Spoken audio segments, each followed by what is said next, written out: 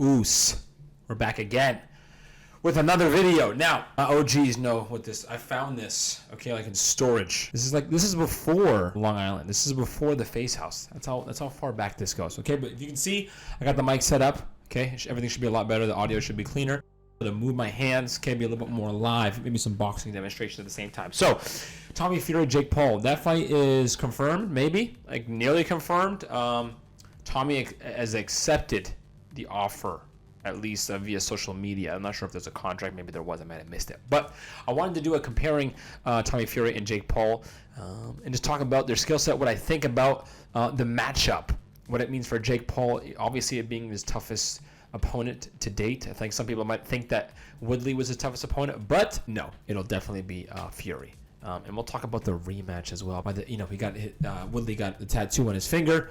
But I think the match should go to Fury. It just makes a lot more sense. So let's first get into the Jake Paul versus Tyron Woodley. Now, Tyron Woodley is a beast. He's got knockout power. He knocked out people. We saw the fight. Okay, here's some highlights, but there's some things I want you to talk about that I want you to see. He did outbox Woodley, but it was a survival boxing, which is still a win, right? But it's not the same as taking somebody to school and, putting fear into them and just totally outclassing them. It wasn't something like that, right? The split decision is arguable. There was a lot of opportunities that Willie didn't take advantage of, and Jake was able to slide out of there. All right, and he did what he was supposed to do by boxing his way out of there and surviving with a big punch.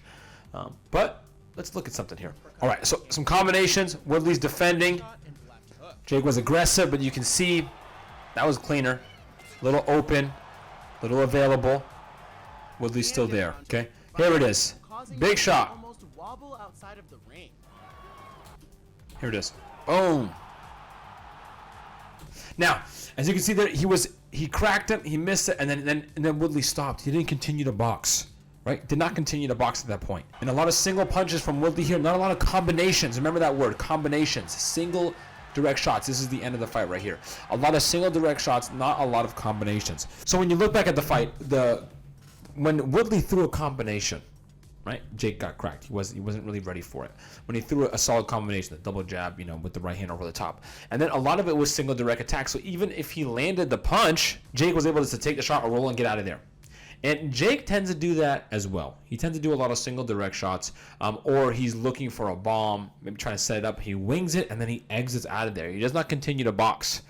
So if Woodley was able to close the ring off, right, and then throw a solid combination, box for 4 to 8 seconds, just be able to hang in there and trade and fight in the pocket, then that's where Jake, I believe, would get exposed. Because that is the hardest part about boxing, is learning to fight in the pocket. Even myself, right?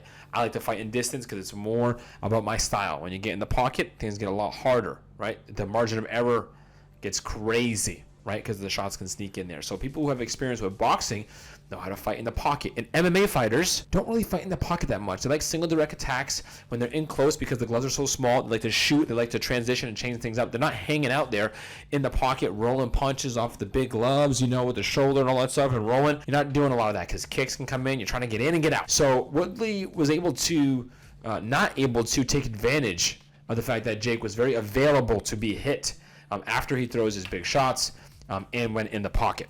And then they would just separate and do it again. Not only that, but you're looking at a size advantage in this case. Even though they're both 6 feet, this would be the biggest person that Jake Paul has ever fought. And it's like not even close, right? It's someone who fights, I think he fights at light heavy, like a light heavy cruiserweight type boxer. So he has the size to compete with Jake where it's even, right? It puts him in an even playing field. That makes a big difference because we have not seen that. We've seen Jake against better competition like Woodley, but we have not seen him against someone who is literally in the same weight class, right? I think that's going to play a big role because we saw as soon as Jake had to fight someone with a little bit of power, we saw him able to box on his back foot. He was still pretty aggressive, but he took a solid punch and he got pretty rocked, and he was, could have gotten taken out. So imagine, Woodley was a light heavyweight, right? Imagine Woodley was the same size as Jake Paul. You get what I'm saying? Right? So if they were a similar size, it might have been a different story that night. Now, Tommy just fought Anthony Taylor. Now we're going to look at a little clip here on the style, because what we're going to, that keyword combinations, we're going to look at how Tommy did throwing combinations, because I believe if you get a good combination puncher, someone who's good boxing IQ, knows how to throw combinations, and isn't just looking for the big blow and then trying to exit out of there. You put him into a corner, you got the reach.